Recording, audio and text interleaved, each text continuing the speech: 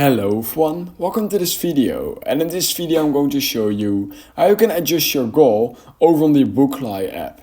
So basically, in order to adjust your goal of how many pages or how many minutes you want to read every single day, then here's how you can do that within the Bookly app.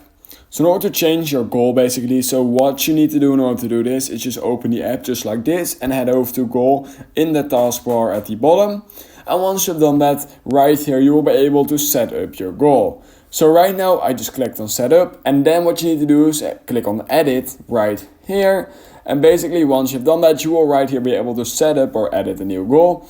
So you can enter the number of minutes you want to read. So for example, 25 minutes, and in those 25 minutes I want to read 50 pages. Once you're done with that, click on edit goal, and that's basically how you can edit your goal over on the Bookly app. So if you learned something from this video, then please consider liking this video and subscribing to my channel.